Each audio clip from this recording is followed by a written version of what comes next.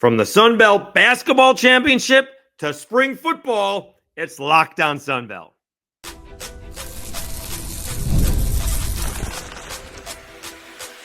You are Locked On Sun Belt, your daily podcast on the Sun Belt Conference, part of the Locked On Podcast Network, your team every day. All right, Dave Schultz, Locked On Sun Belt, your team every day. Today's episode brought to you by TurboTax.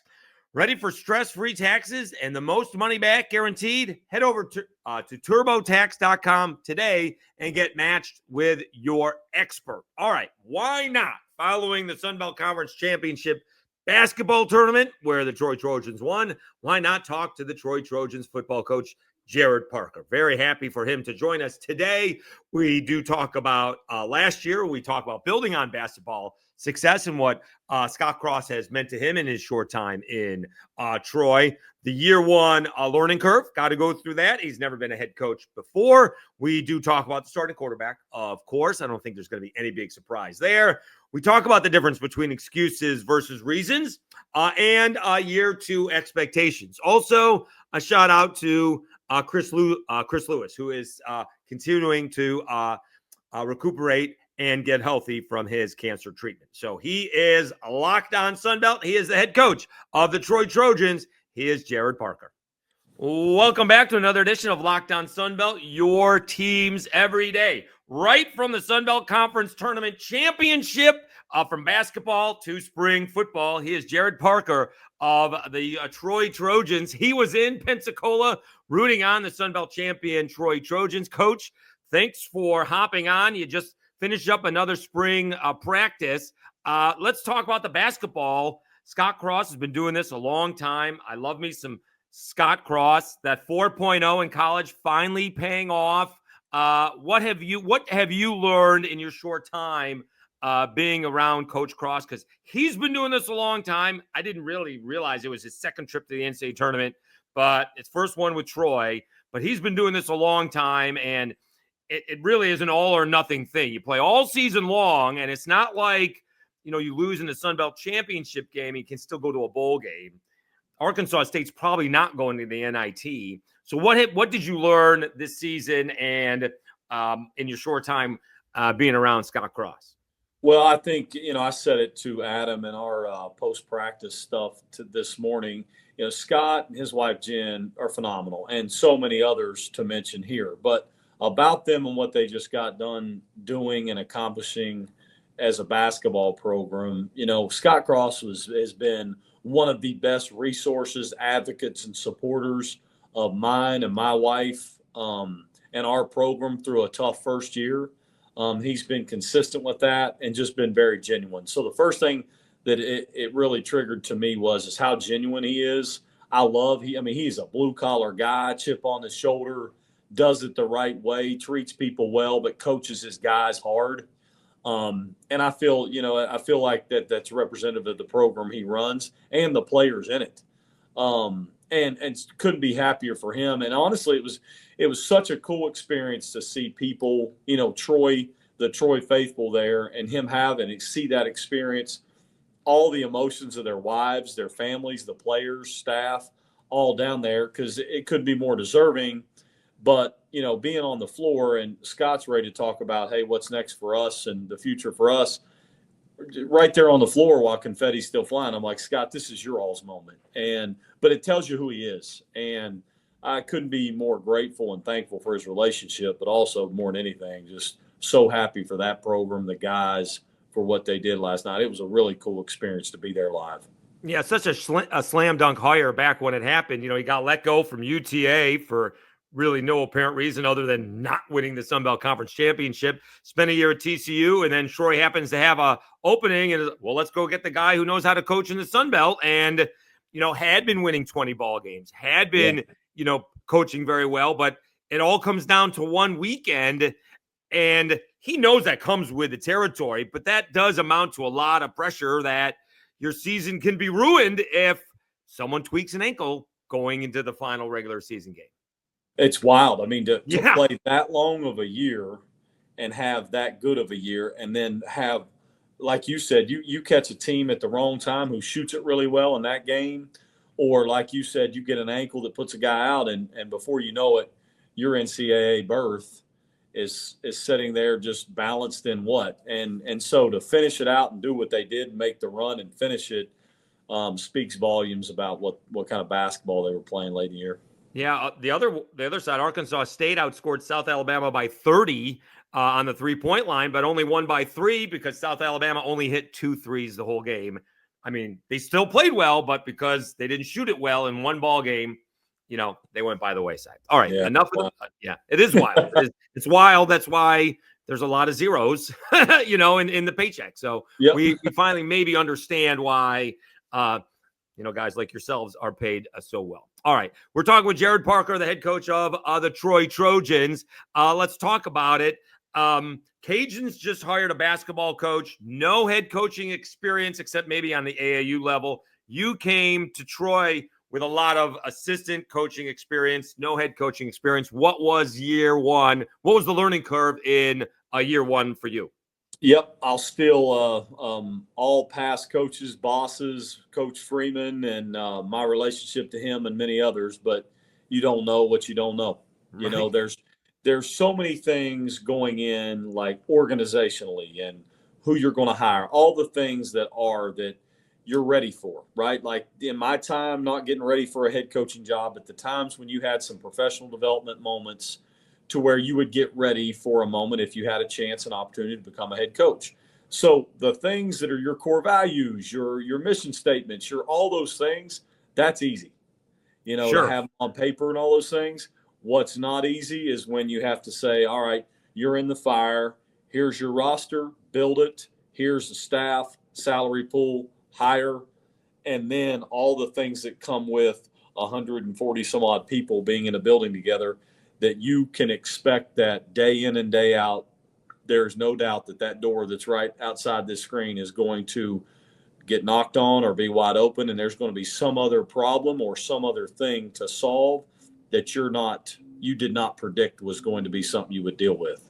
So I think the biggest thing in year one is expect the unexpected, prepare. That way, when the unexpected or expected come, you can at least have some semblance of poise to deal with problems and things that will come up. So it sounds like maybe you were caught off guard, maybe putting out more fires. And I don't know specifically. I'm not going to ask specific whatever happens, but maybe you had to put out more fires than you were expecting, whereas you're responsible for one side of the ball and that's it. And now you're responsible for all sides. And maybe even more than that, because of now what we got going on with the portal and NIL and dealing with that. And like you said, you got to be responsible for 140 people. And so you got to make sure all of that gets done. I'm going to make a bad word here. You got to assume it is getting done.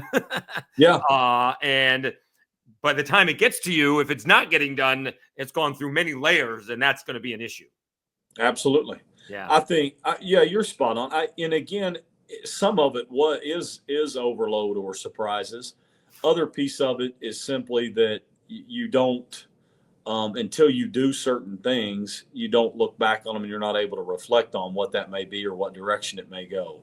And I think the hardest thing for me is one of what I would hope past players and staff would say would be a thing that I would maybe do well or as a strength is to connect, right, and build relationships. And so you have to do that with everyone. You can't deem that someone else's job just because you're the head coach. Of course. And connections take time, but also figuring out how to connect with everybody that's come in, either new or old, has its price. And time is its biggest price, and we've learned that. Let's take a time out. We'll come back, continue our conversation with the Trojans head coach, Gerad Parker. We will talk about his experience as a first-time head coach and game one. Did he go left or did he go right? And we'll talk about the starting quarterback, of course. Who is it going to be? Not sure. It's a big surprise. We'll do that right after I tell you about TurboTax.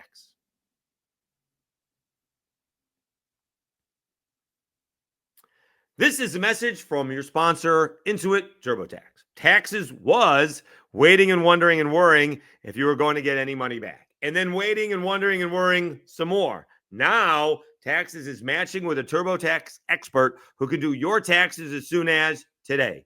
An expert who gives your taxes their undivided attention as they work on your return while you get real-time updates on their progress so you can focus on your day. An expert who will find you every deduction possible and file every form, every investment, and everything with 100% accuracy.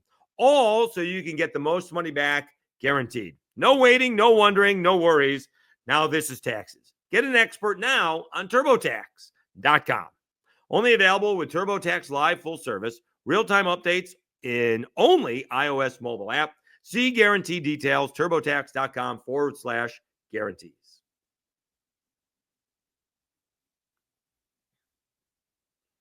All right, Dave Schultz, Lockdown Sunbelt, your teams every day. Continuing our conversation with the head football coach of the Troy Trojans, Gerad Parker. What was it like coaching his first time as a head coach as the Troy Trojans head man? Talking with Gerad Parker, head coach of the Troy Trojans. They're a few practices into spring practice. I want to talk about the first ball game last year. How nervous with you? I still go back to, I think, Invincible, right? The Dick Vermeil and the Philadelphia Eagles movie. He had already been a head coach. He's thrown up before his first NFL coaching job, at least in the movie. Who knows how true it is? Right. How nervous were you? And I remember in minor league baseball, I remember a player had become a manager in the Arizona League. Nobody's watching. They play these minor league games at 9 a.m. because it's too hot to play at noon. He blinked, and it was the sixth inning. What was game one like for you? Well, I'm not worried about the outcome. Not worried about the outcome. You know what? I'll answer it very honestly. Yeah. So I get off the bus. We do our Trojan walk, right? And just simple things. I've got the kids there. They meet me. We walk down our sidewalk outside of our stadium, and we get to a crossroads of where there's people on both directions. I'm like, do I go right or left? I have no idea. You know what I mean? Like, I'm like, we're going to get like, do I go right or left here to go? And it hit me, and it mostly hit me after the game. But even I thought, well, right there in itself, like we're in game one. There's a lot of new, and to be honest with you, that was a concern. You know, I'm like, okay, if I don't know where to go on the Trojan walk, imagine how our players feel with so much new scheme, right. You could go on and on. So it just crossed my mind. I wasn't as much nervous because, you do, I guess, as you get old and have more gray. Sure. We've been very fortunate to be in some big moments. So I'm not really I'm going to go throw up guy. But, there were some nerves. There was some stuff going through and wondering how it would go. And, of course, be there. And then when you get in it, you're like, okay, we're in a fight, Well, I was going to say probably the football game is the easy part. That's right. The Trojan walk seemed to be the hard part. The football game exactly is the easy right. part. That's it. Which way did you have to go? Did you go right or left? It was right. I guess right. He's Gerad Parker, head coach of the Troy Trojans. Got to ask the question, how healthy is Goose Crowder? Everybody loves the Goose. And is he the starting guy? Where are we with the quarterbacks? He is extremely healthy. And our medical team and him himself, along with the advice of them and his family and him, he's in a really good place. He's had a great offseason training in winter, and I mean that. He's in a good place. His leadership skills are second to none, and he has kind of picked up in that realm exactly where he left off last year. So good place, healthy, and all those things. I think for us it's in a position where we go into the spring and let our guys do what they do. I will say that also for us not to say like a guy never would lose their job because they're injured, right? And he was our starting quarterback upon getting injured. So we certainly feel strongly about Goose and where he was before he was injured. But then you also give a lot of love and respect to Matthew Caldwell, who at the end of the year played really good football for us and is in a position that he's taken high-quality reps this spring already as well. And then, we have some young guys still around. Tucker Kilcrease came out there and took some reps and meaningful reps during the season.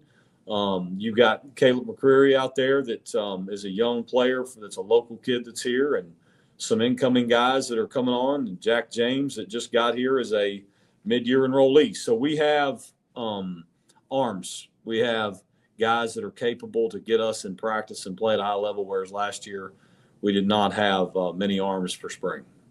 All right, so for the sake of this conversation, let's just say we're going with Goose. All right, how easier is that for you? And you got Matthew, because as you have found out, and as other coaches find out, you need more than one guy.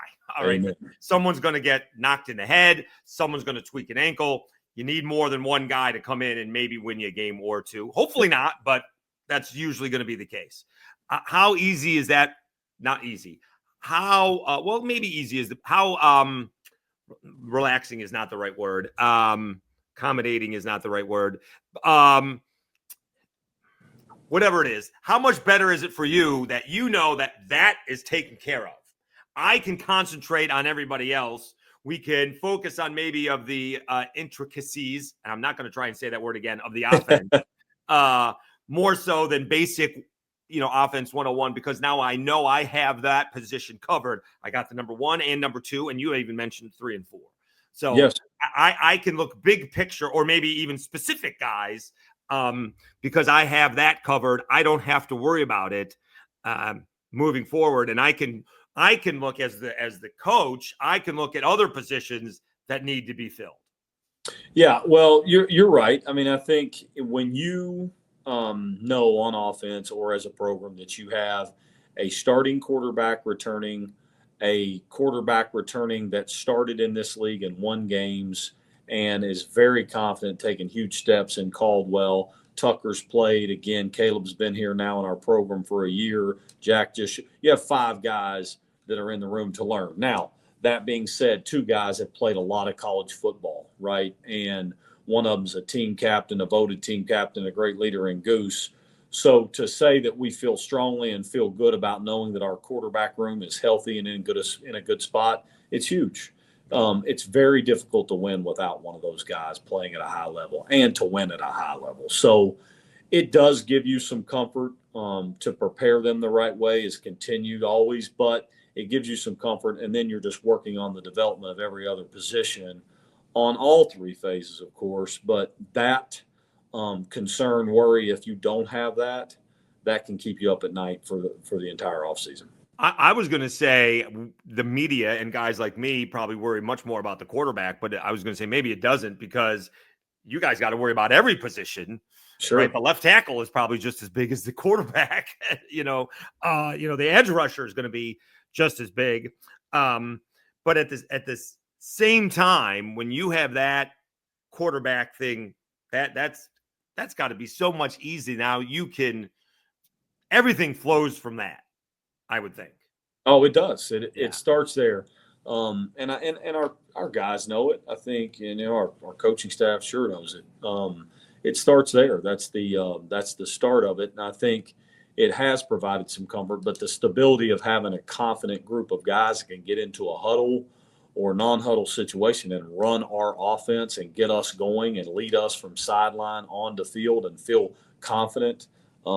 That's where we're at right now. And just having all those things in place rather than installing a brand new system and installing a brand new person and many people, of course, that those things just are more difficult. And right now we're not having to fight both of those battles, right? So it's just a point where you certainly do feel more comfortable for our program. Well, we're talking with Gerad Parker, head coach of the Troy Trojans, and that's a big thing with me.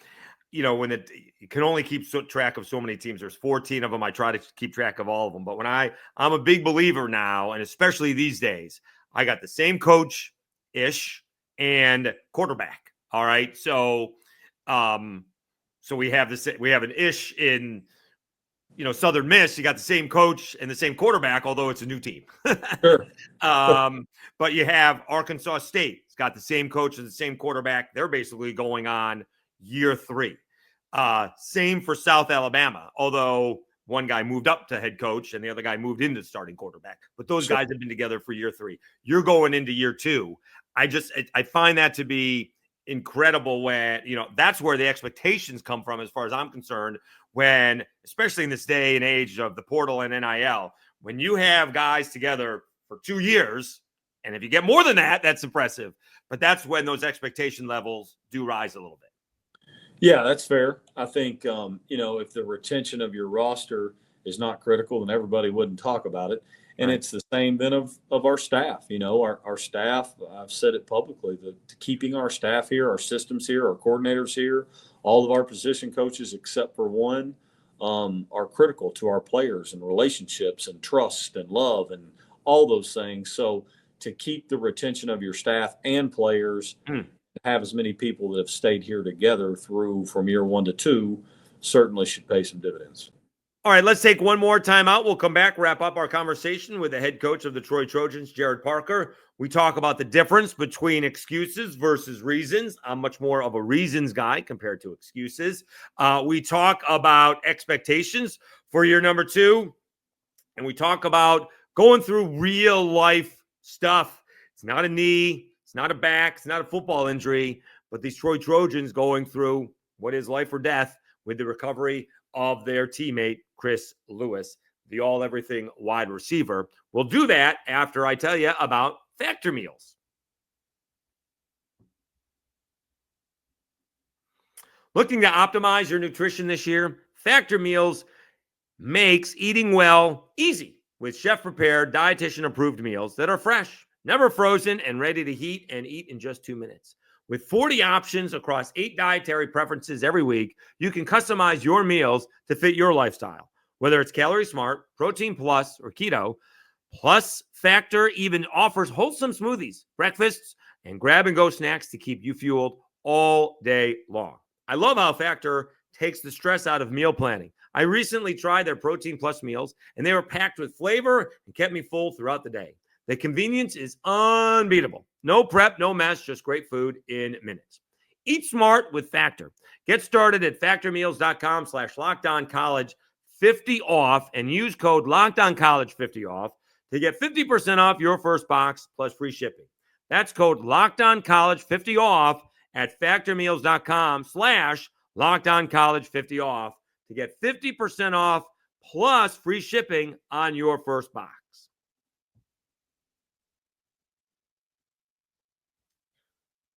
All right, Dave Schultz, Locked On Sunbelt, your teams every day. Let's wrap up our conversation with Gerad Parker, the head coach of the Troy Trojans, talking about excuses versus reasons, year 2 expectations, and how his young men are going through, and apparently a lot are going through issues on the team, but the recuperating and the recovering of their teammate, wide receiver, Chris Lewis. All right, we're talking with Gerad Parker, the head coach of the Troy Trojans. I do want to talk about the differences between excuses and reasons. I'm much more of a reasons guy than excuses.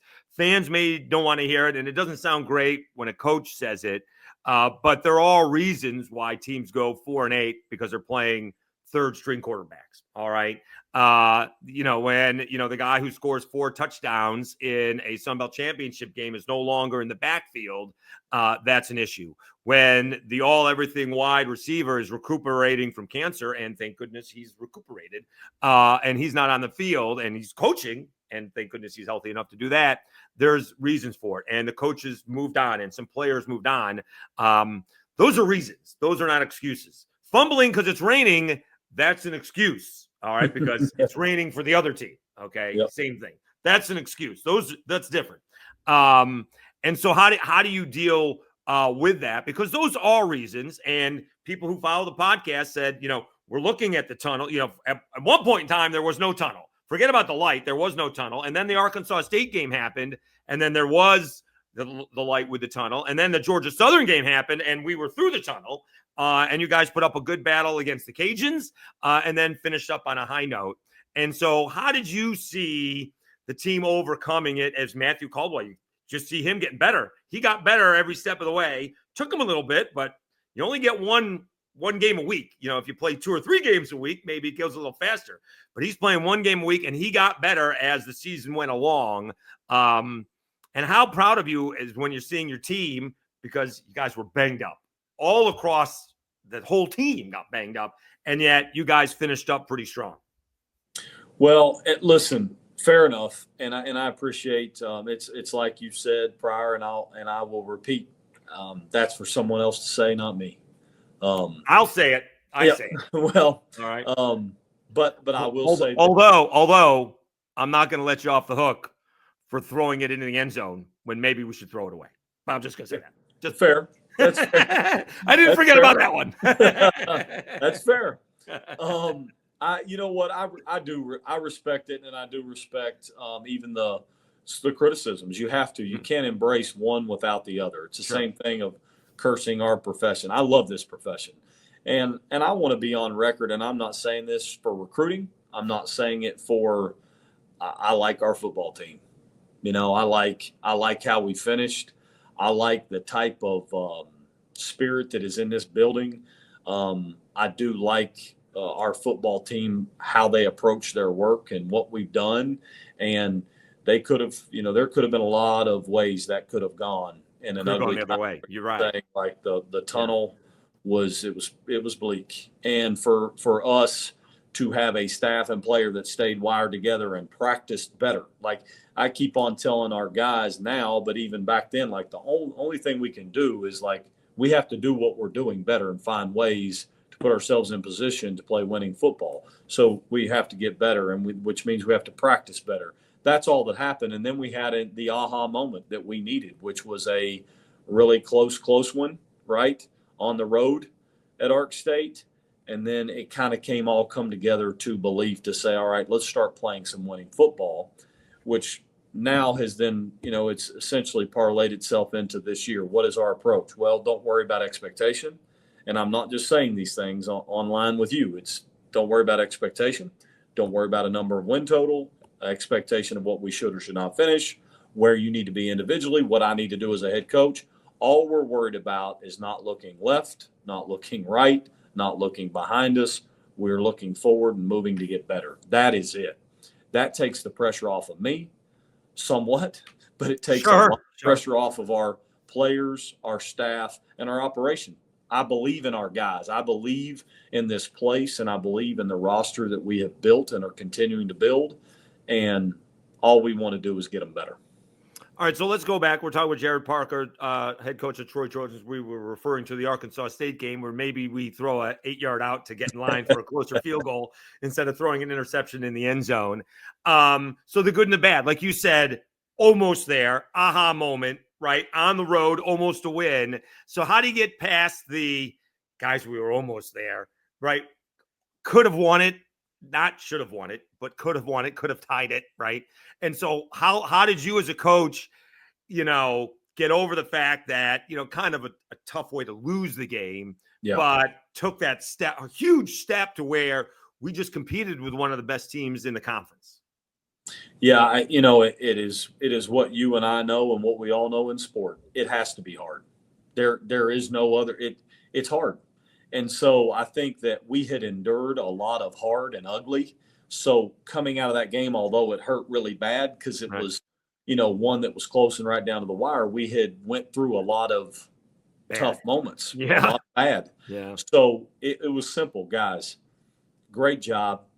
The second half is the response. The first half, we're not going to go back there anymore. I mean, it essentially was a call to arms to say, we're not doing that. This is not how you all practice. This is not how we're playing.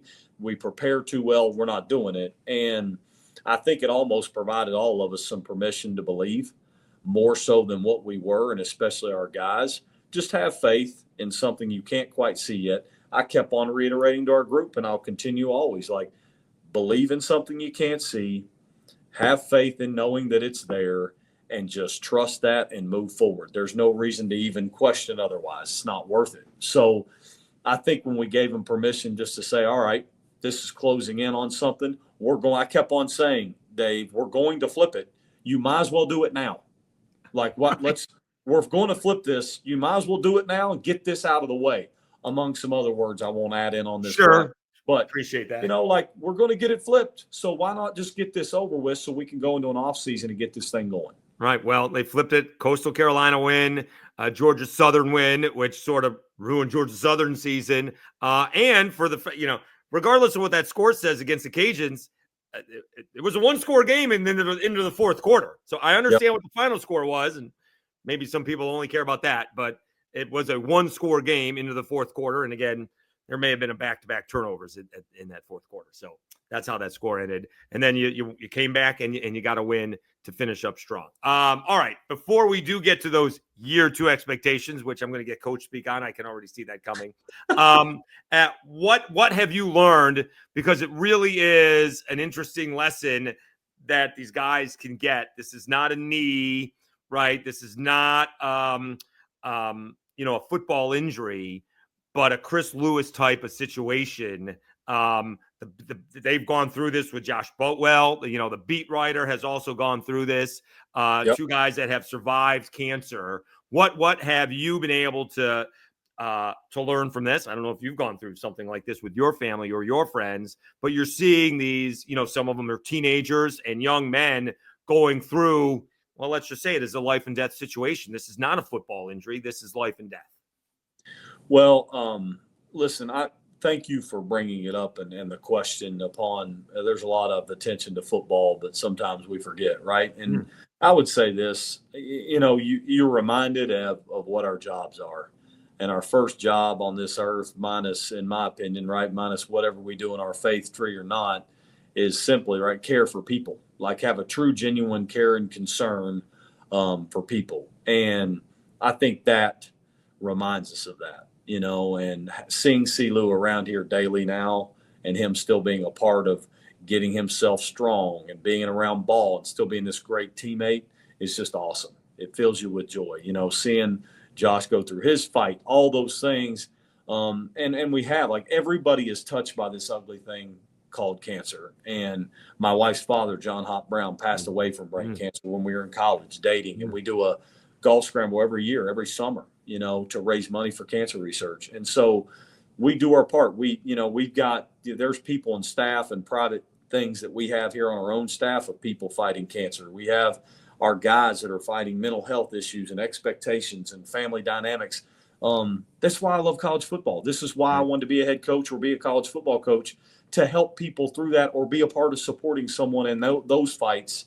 And then the fights on the field and those things are really cool too. But I love that. I love that about the game. I love building relationships. I love what this game has given back to us. And it's really just been to help people through these things. And if I gave you, Dave, all the things that we've had happen to our program through our players and our staff in 1 year and change, I think it would be daunting to hear. And I'm sure everybody else's stories are the same, but ours, there's so many, and there's so many blessings and awesome moments of the children. We've had 4 children being born here on our staff and all the things, there's blessings too, it's just, it's a hell of a ride. So the Troy onesies are in a huge economic boom. Yeah, that's it. It's the easiest gift ever. That's right. Is Chris going to play? Is he healthy to play? Right? Is he on the roster? We're not there yet. He's not on the roster. Okay. He's here and helping with our guys and being a part of our program right now. And then we're just helping him continue to heal and be better. We don't even touch those topics. Okay. All right. Well, let's wrap things up with Gerad Parker, head coach of the Troy Trojans. I am going to ask you about year 2 expectations, because there are some really good teams with some really good quarterbacks, very experienced. And then he's got 2 first names or 2 last names. It's Walker Howard over with the Cajuns. I saw him play high school football, so I'm really old. At STM, and he's back at home with the Cajuns. And then you got only the Sun Belt champion quarterback with the Sun Belt champion coach now at Southern Miss. So the West is not going to be really easy, coach. And you're coming back for year 2, and you got Goose Crowder and Caldwell with experience as well. So year 2 expectations, all of a sudden, out east, they always think they all should win championships, right? Sure. JMU has championship DNA, right? Georgia Southern wants to win championships. Marshall just won a championship. They always want to win it. Coastal Carolina wins championships. App State wins championships. They all think they win championships every year. Only one team wins a championship. But now all that experience and all that talent is in the West. It's going to be a heck of a season. Yeah, you got it. You're exactly. And that's what it's going to be. It'll be a week in, week out, complete 8 straight game gauntlet for us. I say 8 straight, but we'll go 5 straight with a bye and then 3 more to finish out our schedule of our Sun Belt. And it'll be a week in, week out deal full of, I'm sure, the ebbs and flows of all of it and high expectations from everybody we play, including ourselves. Yeah, so he's got the before look now, right? We'll see what he looks like, in after Thanksgiving, because it could look a lot like That's that. right. That's right. He's Gerad Parker, head coach of the Troy Trojans, a week or two into spring football. Really appreciate your time, Coach. Thanks so much. Best of luck. Please pass along, our best to Goose and Chris Lewis. Great to see them both, back healthy. We appreciate it. Thanks for the coverage. We mean that.